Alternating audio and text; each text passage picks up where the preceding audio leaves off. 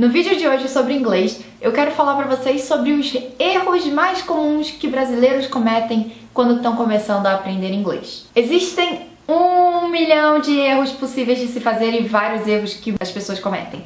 Mas hoje eu vou falar apenas sobre 4 erros. Depois eu continuo, vai ter parte 2, parte 3, etc. Então se inscreva no meu canal para acompanhar. Um dos erros mais comuns, mais básicos de quem está aprendendo inglês é na hora de inverter a pergunta. É justificável porque a gente aqui no Brasil não inverte a pergunta quando a gente vai fazer ela. Nossa pergunta nada mais é que uma afirmação com uma entonação diferente, com um ponto de interrogação. Só que em inglês não é assim.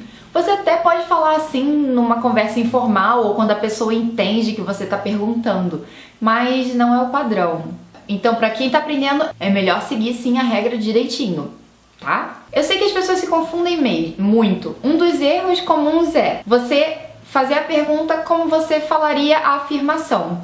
Por exemplo, falar You are drinking coffee?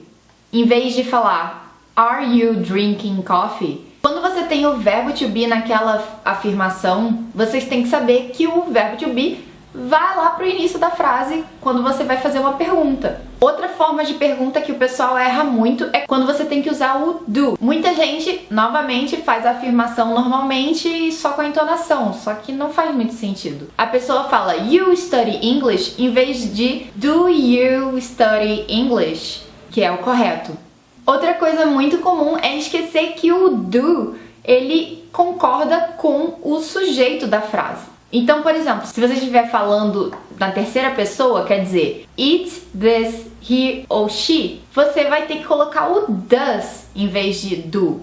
Muita gente às vezes fala do he goes to college, mas não, é does he go to college? E a mesma coisa vale para o verbo can, que tem significado de poder ou permissão. Muita gente fala you can speak English em vez de can you speak English? Então, prestem atenção, inverter as coisas. Tá, gente? Outro erro bem comum que o pessoal comete, quando você quer falar, por exemplo, tem um biscoito na cozinha, como é que você vai falar? Muita gente vai achar que é have a cookie in the kitchen. Quando você fala isso, sabe o que você está falando? Você está mandando a pessoa ter um biscoito na cozinha, vai lá pegar um biscoito na cozinha. O que nesse caso até você sairia bem, mas não é o que você quer dizer. Você quer dizer que tem um. E quando você está querendo dizer com tem, no sentido de existir, de haver, aí você tem que usar o there is. Então, você deveria falar There is a cookie in the kitchen. Nada de it have, it has. Não, esquece o tem nesse sentido. Tem você só vai falar em outros casos. Nesse caso não, tá, gente? Mais outro erro é a confusão com o good e o well. Eu acho que essa confusão é muito parecida com a confusão que as pessoas fazem em português entre mal com L e mal com U. Mal com U é o contrário de bom e mal com L é o contrário de bem. Então, por exemplo, eu dormi muito bem essa noite. Quando você vai falar mal, você vai falar o mal com L. Eu dormi muito mal essa noite. E no caso, pro inglês, a gente tem meio que essa mesma regrinha. Quando você quer falar eu dormi muito bem essa noite, você vai usar o well. I slept very well last night. Mas como você poderia usar o good ali? Bem, pensa como você poderia usar o bom ali, no caso boa. Eu tive uma boa noite de sono. I had a good night of sleep. I had a good night of sleep. Qual é a diferença? O well você vai usar para falar como foi aquilo que você fez. Ou como a forma como a pessoa faz aquilo. Então, por exemplo, he plays soccer very well. Não he plays soccer very good. Ele joga futebol muito bem, não muito bom. Não faz sentido, né?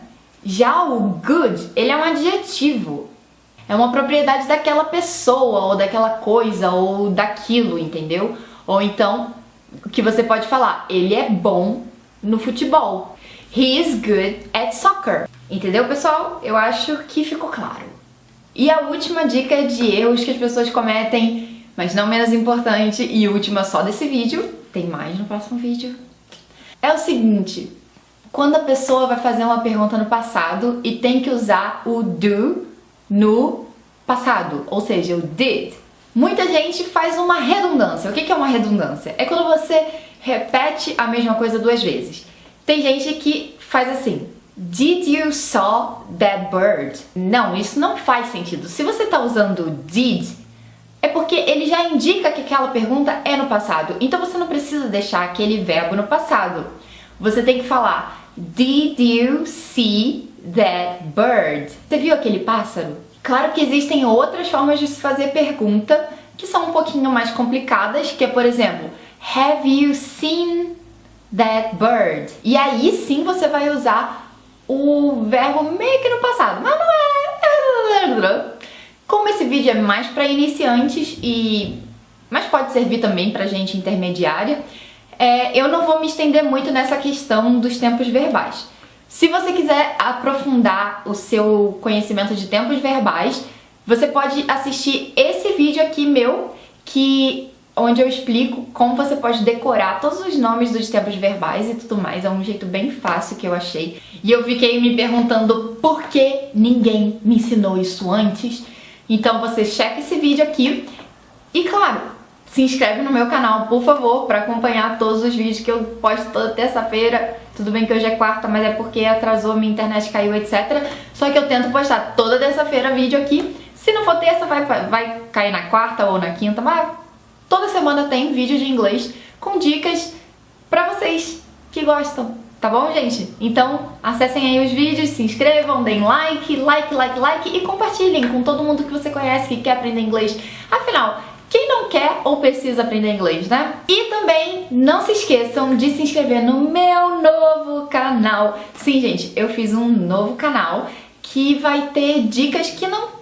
São dicas de dia a dia, ou de beleza, ou de coisas aleatórias. E se inscrevam aí embaixo, vai estar o link na descrição de todas as coisas que eu citei aqui nesse vídeo. E é isso, tchau!